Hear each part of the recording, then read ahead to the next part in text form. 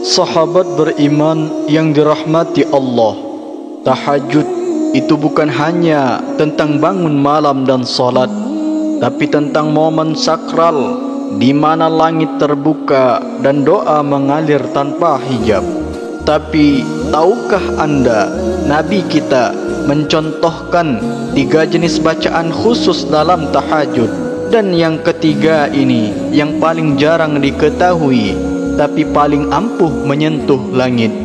Jangan tinggalkan video ini, bisa jadi inilah yang Anda cari selama ini. Bismillahirrahmanirrahim. Assalamualaikum warahmatullahi wabarakatuh. Alhamdulillahilladzi arsala rasulahu bilhuda wa dinil haqq liyudhhirahu 'alad dini kullih wa kafa billahi syahida. Ashhadu an la ilaha illallah wa ashhadu anna Muhammadan abduhu wa rasuluh. Amma ba'du. Sahabat imam muda yang dirahmati Allah, syukur alhamdulillah kita bisa berjumpa kembali dalam channel ini. Semoga dengan perjumpaan kita akan dicatat sebagai amal ibadah oleh Allah Subhanahu wa ta'ala.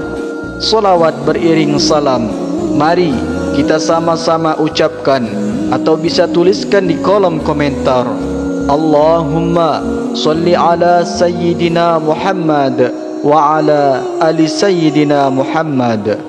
Semoga dengan ucapan lisan atau tulisan salawat tadi kita mendapatkan pertolongan beliau di hari akhirat kelak nanti. Amin ya rabbal alamin.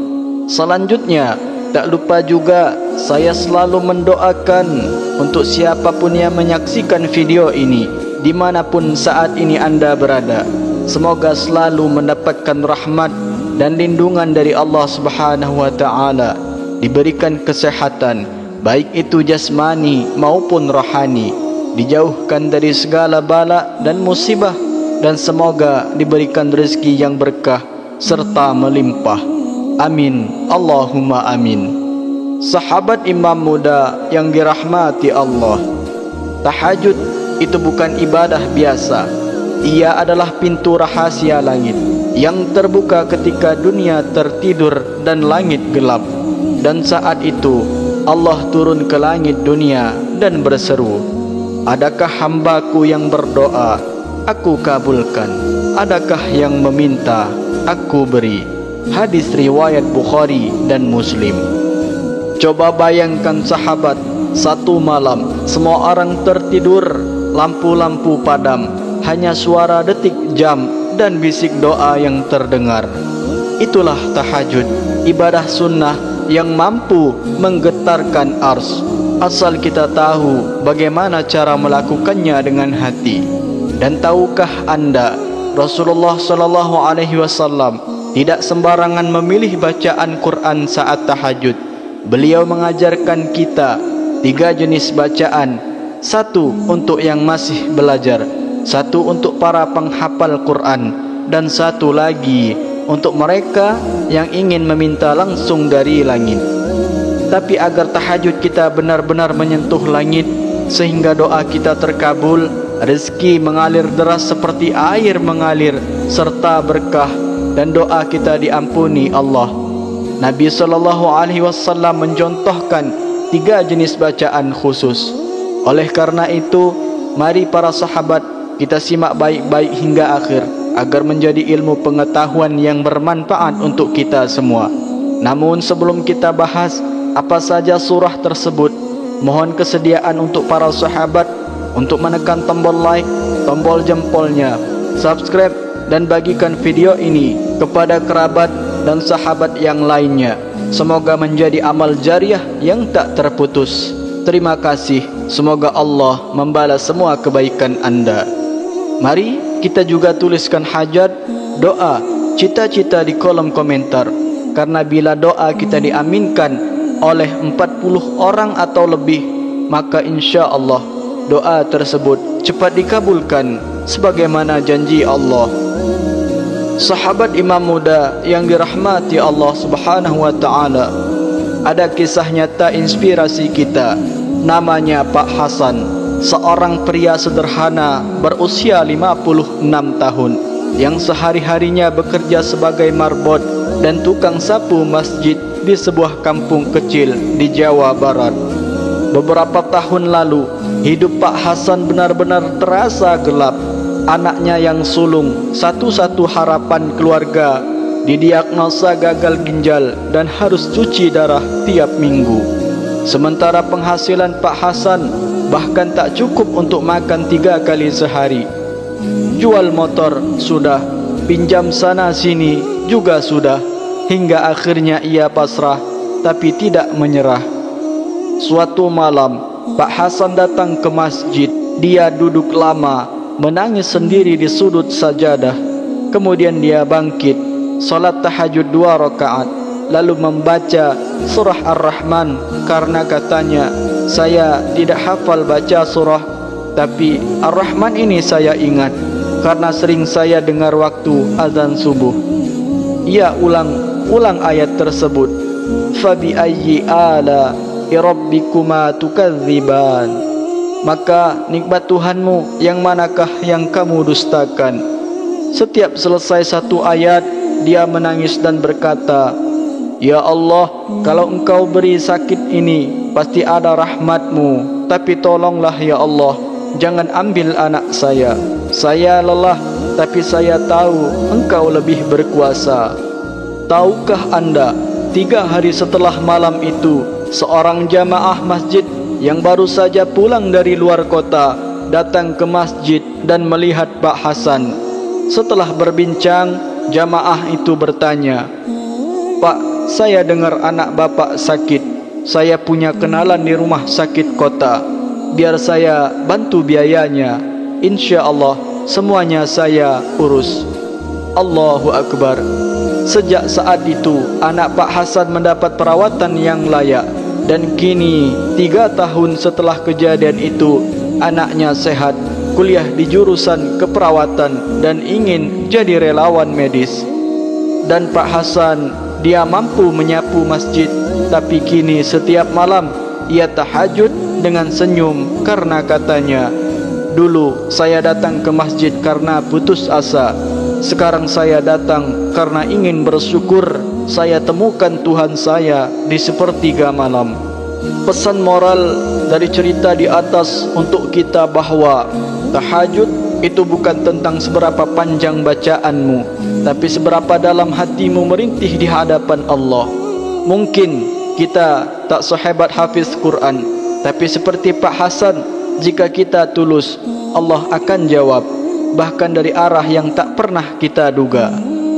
Sahabat imam muda yang dirahmati Allah, dari kisah tersebut tentu saja kita ingin mengalami hal yang sama, mendapatkan rezeki tak terduga seperti yang dialami Pak Hasan. Tahajud itu bukan ibadah biasa. Ia adalah pintu rahasia langit yang terbuka ketika dunia tertidur dan langit gelap. Dan saat itu Allah turun ke langit dunia yang berseru, adakah hambaku yang berdoa? Aku kabulkan. Adakah yang meminta? Aku beri. Hadis riwayat Bukhari dan Muslim. Tapi agar tahajud kita benar-benar menyentuh langit, Nabi SAW mencontohkan 3 jenis surah dan 1 yang paling utamanya. Yang pertama, bacaan ringan untuk sahabat yang baru memulai. Pertama, bacaan ringan, bukan pendek, tapi mudah dan tidak memberatkan. Adapun dalilnya di dalam surah Al-Muzammil ayat 20, faqra'u ma tayassara minal Qur'an, yang artinya bacalah apa yang mudah bagimu dari Al-Quran. Bahkan Rasulullah SAW saat salat tahajud bersama keponakannya yang masih kecil, yaitu Ibnu Abbas, membaca 10-11 ayat terakhir dari surah Ali Imran. Ini jadi pelajaran penting. Jangan memaksakan membaca surah panjang, apalagi kalau Anda baru belajar atau anak-anak ikut serta. Mulailah dengan yang ringan seperti Quran surah Ad-Duha, Al-Insyirah, Al-Falaq, An-Nas ataupun Al-Ikhlas. Sedikit tapi konsisten. sebab dari konsisten itu nanti akan naik sendiri tingkatannya. Adapun keutamaannya, yang pertama, memudahkan siapapun untuk memulai tahajud meskipun hafalan sedikit. Yang kedua, mengajarkan kita bahawa istiqamah lebih utama daripada banyak tapi memberatkan. Yang ketiga, sangat cocok untuk membangun cinta kepada solat malam sejak dini, terutama pada anak-anak. Tahajud itu bukan tentang banyaknya bacaan, tapi keikhlasan dan keteraturan dalam menjalaninya. Lalu yang kedua, yaitu bacaan panjang untuk pengulangan hafalan. Jenis kedua ini adalah bacaan panjang, dan ini biasa dilakukan oleh para penghafal Quran. Mereka mendesain tahajudnya untuk mengulang hafalannya. Sahabat dulu bisa mengkhatamkan 30 juz dalam satu malam. Bahkan ada yang membagi seperti malam pertama, yaitu Quran surah Al-Baqarah ayat 1 sampai 141. Malam yang kedua lanjutkan, dan seterusnya sampai khatam 30 malam. Anda juga bisa target seperti 1 juz semalam atau 5 juz dalam satu malam dibagi dalam beberapa rakaat. Ini bukan sekedar ibadah, tapi cara menjaga hubungan intim dengan Al-Quran. Karena penghafal Quran sejati tidak akan pernah meninggalkan tahajud. Disitulah ruh hafalannya terjaga. Adapun keutamaannya, yang pertama, menjadi sarana mengulang hafalan Quran. Yang kedua, mendapatkan pahala berlipat-lipat karena panjangnya bacaan. Yang ketiga, didoakan oleh malaikat dan menjadi penjaga bagi penghafal Quran. Rasulullah SAW pernah tahajud membaca Al-Baqarah, Ali Imran dan An-Nisa dalam satu malam. Hadis riwayat Muslim. Kemudian diriwayatkan dari Abdullah bin Amr, Nabi SAW bersabda, puasa dan Quran akan memberi syafaat bagi seseorang di hari kiamat. Hadis riwayat Ahmad, disahihkan oleh Al-Albani. Lalu yang ketiga, yang ketiga ini yang paling istimewa. Kenapa demikian? Karena bacalah surah yang sesuai dengan masalah atau harapan Anda.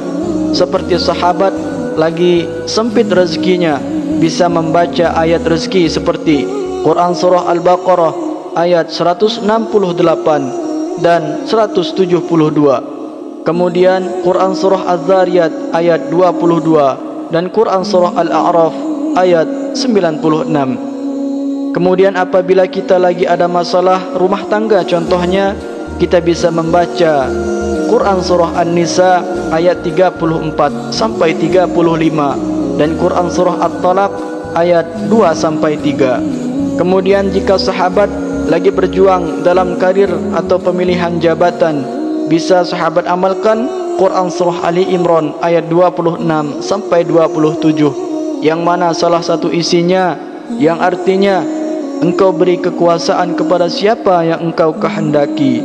Bahkan Nabi Zakaria alaihi salam saat memohon keturunan membaca surah Ali Imran ayat 38 sampai 39 saat tahajudnya. Hasilnya malaikat langsung menjawab, wahai Zakaria, Allah kabulkan doamu. Adapun keutamaannya, yang pertama, membaca surah yang berkaitan dengan kebutuhan dan doa kita membuat doa terasa lebih hidup dan bermakna. Yang kedua, dapat menjadi pintu dikabulkannya hajat karena sesuai dengan isi hati dan perasaan yang dipanjatkan. Lalu yang ketiga, meningkatkan tadabbur Quran, bukan sekadar membaca tapi benar-benar berkomunikasi dengan Allah.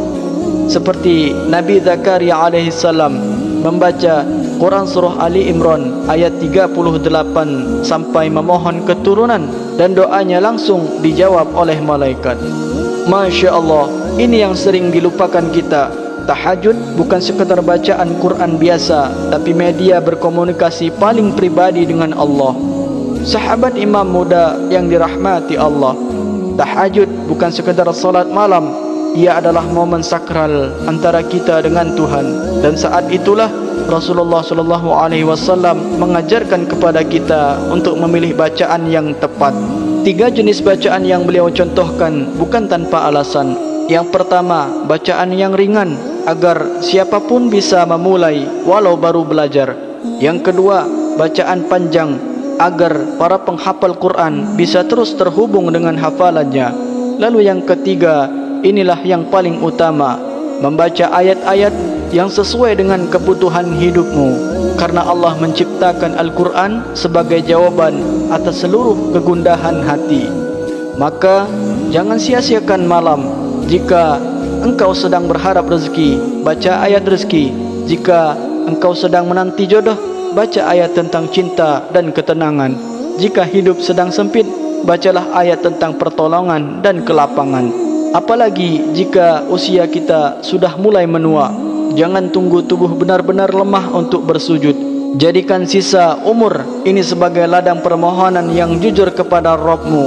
Mulailah malam ini sahabat, bangun, ambillah air wudu dan katakan pada hatimu, Ya Allah, aku datang, aku butuh Engkau, aku ingin bicara denganmu lewat ayat-ayat-Mu. Semoga Allah kuatkan tubuh dan hati kita untuk bisa bangun malam dan membaca ayat yang mengubah hidup. Amin ya Rabbal Alamin. Jika video ini bermanfaat, bagikan kepada orang-orang yang terkasih yang sedang berjuang di hidupnya. Klik subscribe agar kita terus berjalan bersama dan jadikan channel ini sebagai jalan amal jariah kita semua. Akhirul kalam, wassalamualaikum warahmatullahi wabarakatuh.